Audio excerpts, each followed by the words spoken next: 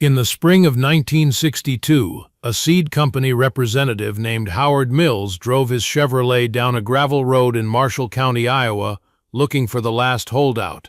Every other farmer in the county had switched to the new hybrid corn seeds. The hybrids were a miracle of modern science, bred in laboratories, tested in research plots, guaranteed to produce 20% more yield than any traditional variety. The future of American agriculture, the company called them, the end of the old ways. Every farmer had signed up, except one.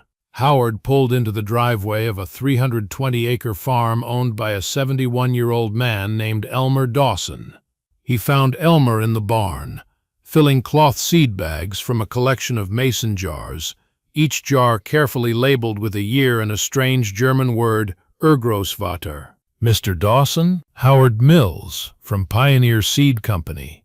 Mind if I have a word?" Elmer looked up. His hands were stained with the dust of seeds that looked different from the uniform kernels Howard sold. Irregular shapes, varied colors, old.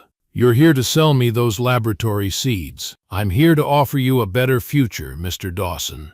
Our hybrid corn yields 20% more than my grandfather's seeds. I know. You told me last year, and the year before that. Then why won't you switch?" Elmer held up a handful of his seeds, golden and red and brown kernels, no two exactly alike. "These seeds came from Germany in 1887. My grandfather carried them in his pocket when he walked off the boat in New York. He planted them in Nebraska, then brought them here when he bought this land in 3 generations of Dawsons have grown this corn." "That's a lovely story, Mr. Dawson. But these seeds survived the drought of They survived because they're not all the same. Some are early, some are late. Some like it wet, some like it dry. When one fails, another succeeds." Elmer poured the seeds back into their jar. "Your laboratory seeds are all identical, every kernel the same. And someday, Mr. Mills, that's going to be a problem. Mr. Dawson, with all due respect, your scientists never walked behind a plow. They never watched a crop die and wondered if their family would eat that winter. They breed seeds in a laboratory where everything is controlled. But farming isn't controlled, Mr. Mills. Farming is chaos. And these seeds," he held up the jar, "these seeds know how to survive chaos." Howard Mills drove away that day without a sale. He marked Elmer Dawson down in his ledger as resistant and moved on to easier targets. Elmer Dawson kept planting his grandfather's seeds. Let me tell you about those seeds, because they're the heart of this story. When Friedrich Dawson left Bavaria in 1887, he was 17 years old, penniless, and carrying everything he owned in a single canvas bag. But sewn into the lining of his coat were 2 pounds of corn seeds, seeds from his family's farm. Seeds that had been selected and saved and replanted for generations beyond counting. In the old country, farmers didn't buy seeds. They saved them. Every harvest, you kept the best ears from the best plants, dried them carefully, stored them through the winter, and planted them in the spring. Over time, the seeds became adapted to your specific land, your specific climate, your specific farming practices.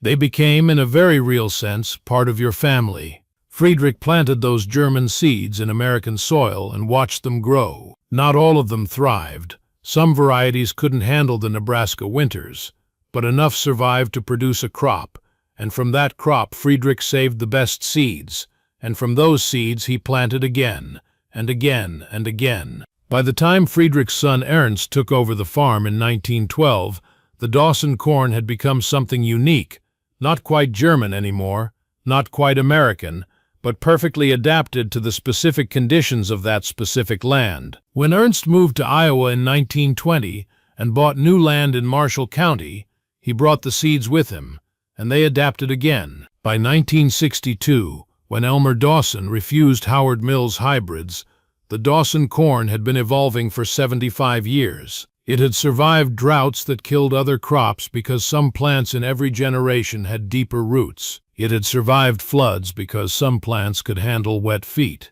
It had survived blights and rusts and molds because the genetic diversity, All those different kernels, no two exactly alike, meant that something always survived. That diversity was exactly what the hybrid seed companies had bred out. Let me tell you about hybrid corn, because understanding it is essential to understanding what happened next. Hybrid corn was developed in the 1930s and 40s by crossing carefully selected parent lines to produce offspring with specific desirable traits.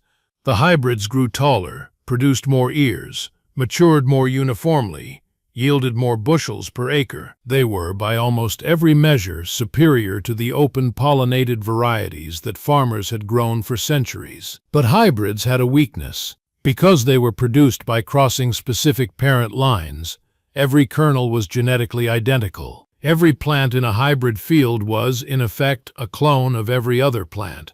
If a disease could infect one plant, it could infect them all. If a pest could eat one plant, it could eat them all. If conditions weren't perfect for that specific hybrid's needs, the entire field suffered together. The old varieties were different.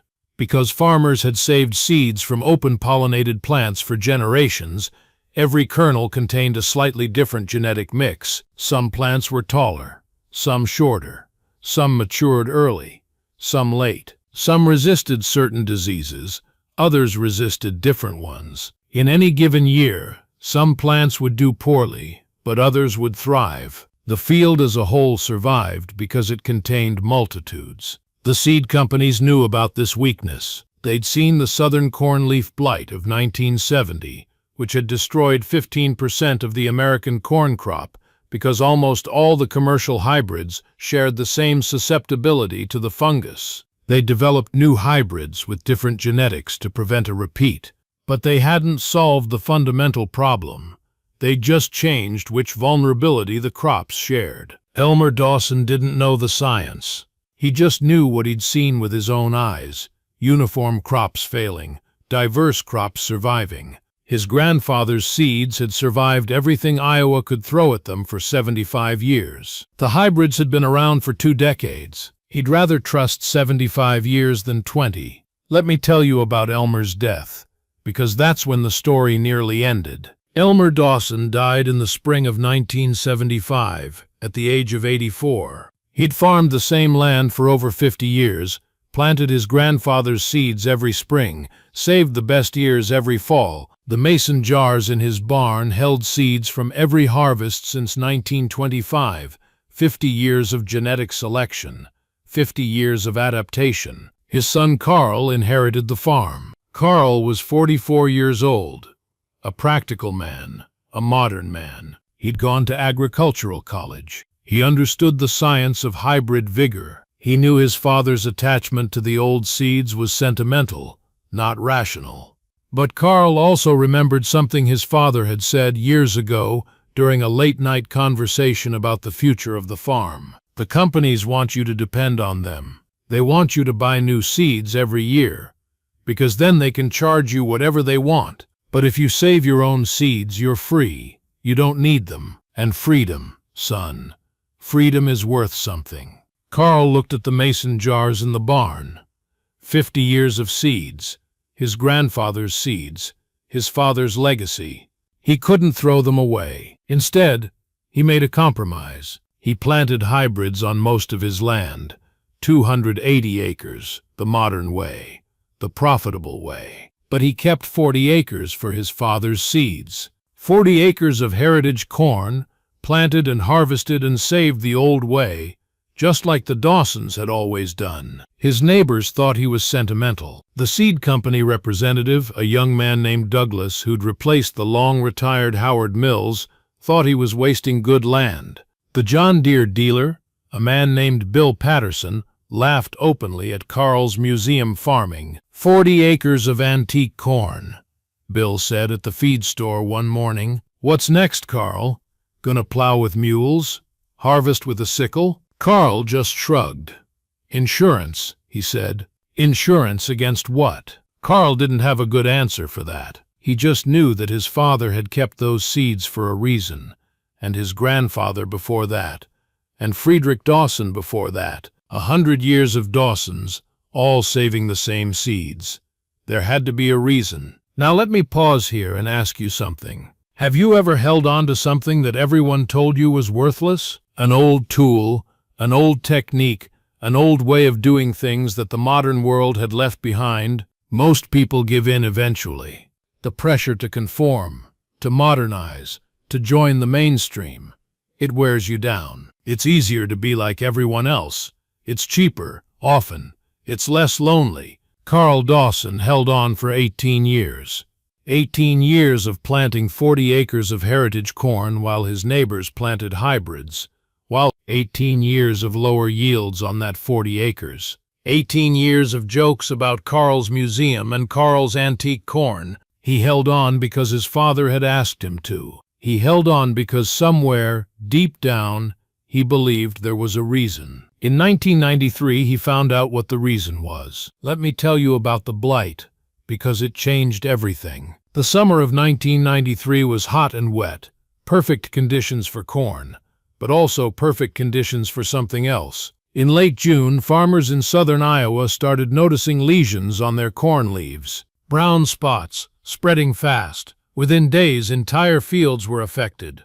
The Agricultural Extension Service identified the culprit, a new strain of southern cornleaf blight, similar to the one that had devastated crops in 1970, but different enough that the modern hybrids had no resistance. The fungus spread through the air, carried on wind and rain, and every hybrid variety on the market was susceptible. By mid-July, the blight had reached Marshall County. Carl watched it come. He'd heard the news from the southern counties, seen the reports on the agricultural channels, talked to the extension agents who were scrambling to understand what was happening. There was no treatment. There was no cure. You just watched your corn die and hoped it stopped before it took everything. The first cases appeared on his neighbor's land, Tom Henderson, who farmed 800 acres of hybrid corn to the east. Tom had been one of the loudest voices mocking Carl's heritage seeds. Living in the past, Tom had said, afraid of the future. Now Tom's future was turning brown. Carl walked his own fields every day, checking for signs of infection. The hybrids on his 280 acres were showing symptoms by the third week of July. The same lesions, the same spreading death. But the 40 acres of heritage corn, his father's corn, his grandfather's corn, looked different. Some plants were sick. Here and there, Carl could see the telltale brown spots on leaves, the spreading infection. But other plants, many plants, looked healthy. Green leaves, strong stalks, no sign of disease. The heritage corn wasn't immune. But it wasn't uniform either. Some plants had resistance that others lacked, and the resistant plants were thriving, even as their susceptible neighbors died. Let me tell you about the day the seed company came, because that's when Carl understood what his father had given him. It was August 15th. The county agricultural agent had written a report about the blight, documenting which farms had been affected and how badly. The report noted that one farm, Carl Dawson's, had experienced significantly lower losses than average, and that a 40-acre plot on that farm had experienced almost no losses at all. The report made its way up the chain, from the county to the state to the regional seed company offices. And 3 days later, a black SUV pulled into Carl Dawson's driveway, carrying 2 men in suits and a woman with a clipboard. Carl was in his barn, preparing for what harvest he could salvage, when they found him. "Mr. Dawson, I'm Richard Coleman, Director of Genetic Research for Pioneer Seed Company. This is Dr. Sarah Chen, our Chief Plant Pathologist, and Thomas Bradley, our acquisition specialist." Carl looked at the suits, the shiny shoes, the clipboard. "You're here about the corn." "We're here about your corn, Mr. Dawson. Your heritage variety, the one that survived the blight." Carl led them to the 40-acre field. Even from the edge, the contrast was visible. To the east, Tom Henderson's land was a wasteland. Brown stalks, dead leaves, a total loss. To the west, Carl's heritage corn stood green and tall, ears forming, tassels golden in the summer sun. Dr. Chen walked into the field and started examining plants, taking leaf samples, making notes. Richard Coleman stood at the edge, looking at the green corn with an expression Carl had never seen on a seed company man's face before. Fear. "Mr. Dawson," Coleman said, "where did you get these seeds?" "My grandfather brought them from Germany in And you've been planting them continuously since then? Saving seeds each year?" "My family has, yes." "Have you ever crossed them with commercial varieties? Hybridized them in any way?" "No. My father was very clear about that. These seeds stay pure." Coleman nodded slowly. "Mr. Dawson, I'm going to be direct with you. This blight has destroyed approximately 40% of Iowa's corn crop. The losses nationwide will be in the billions of dollars. Every commercial hybrid we sell is susceptible. We have nothing that can resist this pathogen." He gestured at the green field. "Except this. This field shouldn't be possible. By every model we have, every projection, these plants should be dead. But they're not. They're thriving. And we need to understand why." Thomas Bradley, the acquisitions specialist, stepped forward with a briefcase. "Mr. Dawson, Pioneer Seed Company would like to make you an offer. We want exclusive rights to your heritage seed genetics. We'll use them to develop new resistant hybrids, license the genetics to other companies, potentially save the American corn industry from a catastrophe that could take years to recover from." He opened the briefcase. Carl caught a glimpse of papers, contracts, numbers with a lot of zeros. $1 million, Mr. Dawson, for exclusive rights to your grandfather's seeds." The barn was silent. Carl looked at the briefcase, then at the green field, then at the mason jars lining the shelves behind him. 50 years of seeds. His father's legacy. His grandfather's gift. "No," he said. Bradley's face went pale. "Mr. Dawson, perhaps you didn't understand. 1 million, I understood fine. The answer is no. Now let me tell you about the negotiation, because it went on for 3 days. The seed company people didn't leave. They booked rooms at the motel in Marshalltown and came back the next morning with a revised offer. $2 million, then 2.5, then 3. Carl refused each time. Dr. Chen, who'd spent 2 days studying his corn, tried a different approach. She sat with Carl on his porch one evening, without the suits, without the briefcase, just scientist to farmer. "I have to understand," she said. "Why won't you sell? $3 million is more than this farm is worth, more than 10 farms. You could retire, travel, do anything you want." Carl was quiet for a long moment. "Do you know what my father told me the night before he died?" "What?" He said, "The seeds don't belong to us. We belong to them. I didn't understand it then. I'm starting to understand it now." "What do you mean?" Carl looked out at his field, the green field, the living field, the field that had survived when everything around it died. "My great-grandfather brought these seeds from Germany because they were his connection to home, his identity, his family's history, going back generations. When he planted them in America, he wasn't just growing corn. He was planting his family in new soil." He pointed at the mason jars visible through the barn door. "Those jars contain 100 years of my family's work, 100 years of choosing the best seeds, adapting to this land, surviving everything nature threw at them. If I sell that to your company, what happens? You take the genetics, you breed new hybrids, you patent them, you sell them back to farmers for profit. The seeds become yours, not ours. The 100 years become your property. But the genetics would survive. The resistance would spread. Millions of acres of corn could be saved. Could be. Or your company could bury it if the patents aren't profitable. Or breed it into varieties that have other weaknesses. Or sell it to the highest bidder while farmers go bankrupt." Carl shook his head. "My father didn't trust corporations, Dr. Chen. He saw what happened when farmers stopped saving seeds. They became dependent on companies that cared about profit, not farming. He kept these seeds free.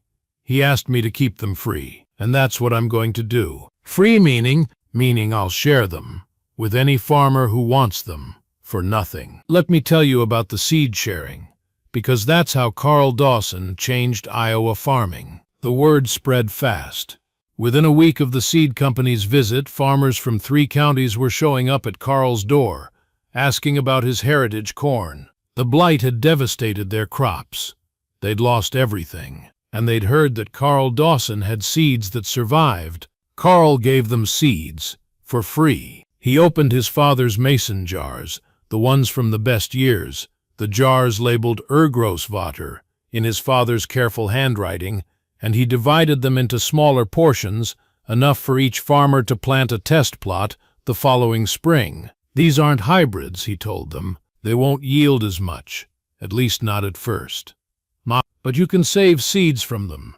You can select the best plants, keep the best ears, build your own adapted varieties. In 5 years, 10 years, you'll have corn that's perfectly suited to your land. And you'll never have to buy seeds again. Some farmers were skeptical. They'd spent 20 years buying hybrids, trusting the companies, believing that science had superseded tradition. It was hard to accept that an old man's mason jars might be worth more than a laboratory. But desperation changes minds, and the blight had made everyone desperate. By the spring of 1994, over 200 farmers in Iowa were planting Carl Dawson's heritage seeds. By 1995, the number had doubled. By 2000, there were heritage seed networks across the Midwest, farmers sharing genetics, comparing notes, rebuilding the diversity that a generation of hybrid monoculture had destroyed. The seed companies didn't disappear. They adapted, eventually, developing new resistant varieties by, ironically, incorporating genetics from heritage lines, like Carl's. They learned the lesson the hard way. Uniformity is efficient, but diversity survives. Let me tell you about the last visit from Pioneer Seed Company, because it happened in 2003. Carl Dawson was 82 years old by then. He'd handed off most of the farming to his daughter Ellen, who'd come back to the land after 20 years in Chicago. Ellen planted heritage corn on the whole 320 acres now. No more hybrids, no more dependence on companies. The yields were slightly lower than the neighbors, but the seeds were free, the soil was healthier, and the Dawsons answered to no one. Richard Coleman, the director of genetic research, drove out to the farm one more time. He was older too, gray-haired, close to retirement. He found Carl on the porch, watching Ellen work the fields. "Mr. Dawson, Mr. Coleman, it's been a while. 10 years. Coleman sat down in the empty chair without being invited. "I've thought about you a lot over those 10 years. Thought about my seeds, you mean. Thought about what you did, what you chose." Coleman looked out at the green fields, the healthy corn, the farm that had survived everything. "Do you know what happened after the blight?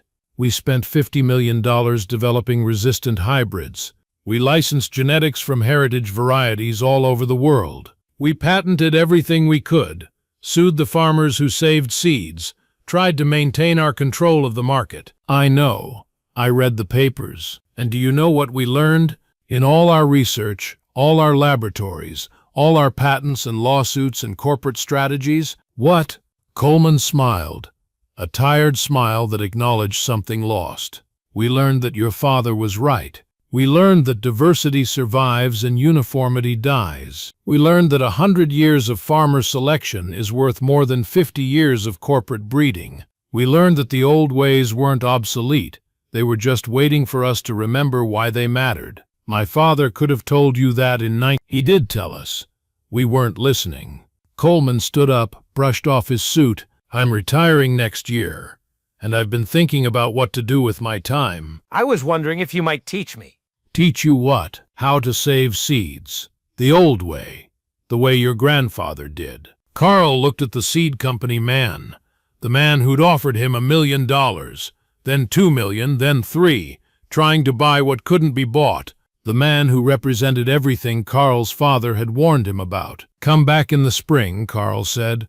"I'll show you how it's done." Let me tell you about Carl's legacy, because it outlived him. Carl Dawson died in 2008, at the age of 87. He'd farmed until the last year of his life, saved seeds until his hands were too weak to open the mason jars. His daughter Ellen took over, and after her, Her son Michael, the sixth generation of Dawsons to plant Friedrich seeds in American soil. The seeds themselves had spread far beyond the family farm. By 2008, there were heritage seed networks in every farming state, thousands of farmers saving and sharing genetics that corporate breeding programs had abandoned or ignored. The worthless seeds that Elmer Dawson had refused to give up in 1962 had become the foundation of a movement, a return to diversity, to resilience, to the old ways that had sustained farming for 10,000 years before the corporations arrived. At Carl's funeral, Richard Coleman spoke. He'd become a friend over the last 5 years, visiting the farm each spring to help with planting, learning the rhythms of selection, and saving that his company had tried to replace. Carl Dawson taught me something that 40 years in the seed industry never did, Coleman said. He taught me that some things are more valuable than money, that survival is more important than profit, that the wisdom of generations passed down through mason jars and careful hands is worth more than all the laboratories in the world. He held up a small cloth bag, seeds from the last harvest, saved according to the Dawson method. These seeds aren't just corn.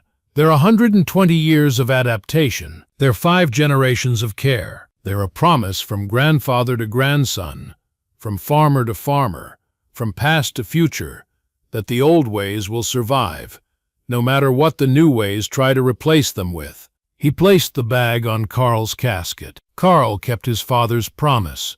His daughter will keep his. And somewhere, 100 years from now, a farmer we'll never meet will plant these seeds and tell the story of the stubborn old man who refused to sell, refused to give up, refused to let a corporation own what belonged to the land. Let me tell you one final thing, because it's the thing that matters most. The Dawson seeds are still being planted today. Not just in Iowa, in 15 states, in 3 countries, in community seed banks and university archives and family farms that have joined the heritage seed movement. The genetics that Friedrich Dawson carried in his coat pocket in 1887 have become one of the most studied, most shared, most valuable corn lineages in North America. The seed companies never got their exclusive rights. They never patented the Dawson genetics. They learned eventually to work with heritage breeders instead of against them, to see diversity as an asset, not an obstacle. The old ways survived, not because they were better in every measure, but because they were resilient in ways that mattered when everything else failed. On the Dawson farm, there's a small building behind the main barn. Inside, on wooden shelves, are mason jars filled with seeds. Some are labeled in Carl's handwriting, some in Elmer's, some in Ernst's, faded almost beyond reading. And one jar, carefully preserved, bears a label in Old German script, Urgroßvater, 8 great-grandfather's seeds. The beginning of everything. Michael Dawson opens that jar once a year, takes out a handful of seeds, and mixes them with the current crop. Not for any scientific reason. The genetics have long since dispersed through the entire lineage, but as a ritual, a connection. A reminder that these seeds carry more than DNA. They carry a story, a family, a choice made by a young man walking off a boat in New York Harbor, carrying everything he owned in a canvas bag and 2 pounds of seeds sewn into his coat. They carry the truth that Elmer Dawson knew in 1962, that Carl knew in 1993, that every Dawson has known since Friedrich first put seeds in American soil. Some things are worth more than money. Some things are worth more than efficiency. Some things are worth keeping, even when the whole world tells you to let them go. The Dawson seeds survived because one family refused to give up on them, because one farmer said no when everyone said yes, because holding on to the past sometimes turns out to be the only way to survive the future. That's not stubbornness, that's wisdom. And wisdom, like seeds, is meant to be shared. Opus 4.5,